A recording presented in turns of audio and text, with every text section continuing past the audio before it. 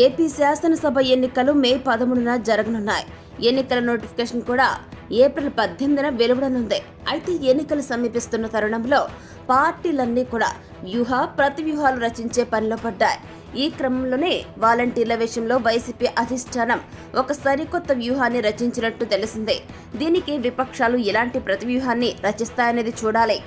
ఏపీలో ఎన్నికలు దగ్గర పడుతున్న కొద్దీ రాజకీయ పార్టీలన్నీ ప్రతివ్యూహాలు రచించడంలో తలమునకలై ఉన్నాయి.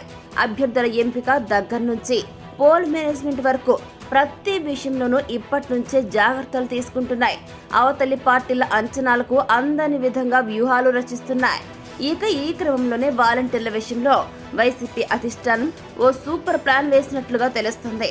వచ్చే ఎన్నికల్లో వాలంటీర్ల సేవలను ఎలాగైనా యూజ్ చేసుకోవాలని భావిస్తున్న వైసీపీ ఈ క్రమంలోనే ఒక సరికొత్త వ్యూహాన్ని రచించినట్లుగా తెలుస్తుంది. పౌర సేవలను ప్రభుత్వం అందించే పథకాల లబ్ధిని నేరుగా లబ్ధిదారుల ఇళ్ల వద్దకే అందించాలనే ఉద్దేశంతో వైసీపీ అధికారంలోకి రాగానే వాలంటీర్ వ్యవస్థను ఏర్పాటు చేసింది. ప్రతి 50 ఏళ్లకు ఒక వాలంటీర్ను నియమించింది. ఇక ఈ రకంగా రాష్ట్ర వ్యాప్తంగా సుమారు 2.5 లక్షల మందితో వాలంటీర్ వ్యవస్థను ఏర్పాటు చేసింది. అలాగే గ్రామ వార్డు సచివాలయాల వ్యవస్థను తీసుకువచ్చిన వైసీపీ ప్రభుత్వం వీరికి వాలంటీర్లను అనుసంధానం చేసి ప్రభుత్వ సంక్షేమ పథకాలను ఇళ్ల వద్దకే అందిస్తోంది.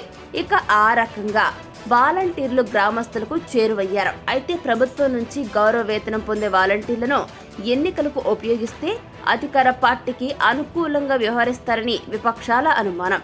దీంతో ఎన్నికల సంఘాన్ని కోర్టును ఆశ్రయించాయి. కోర్టులు ఈసీ సైతం ఎన్నికల విధుల్లో వాలంటీర్లను ఉపయోగించకూడదంటూ స్పష్టమైన ఆదేశాలు జారీ చేశారు. ఇక పోలింగ్ ఏజెంట్లుగా కూడా నియమించకూడదని స్పష్టం చేశాయి. అయితే ప్రతి ఇంటికి పరిచయమైన వాలంటీర్ల సేవలను ఎలాగైనా సరే ఎన్నికలు ఉపయోగించుకోవాలని వైసీపీ భావిస్తున్నట్లు సమాచారం.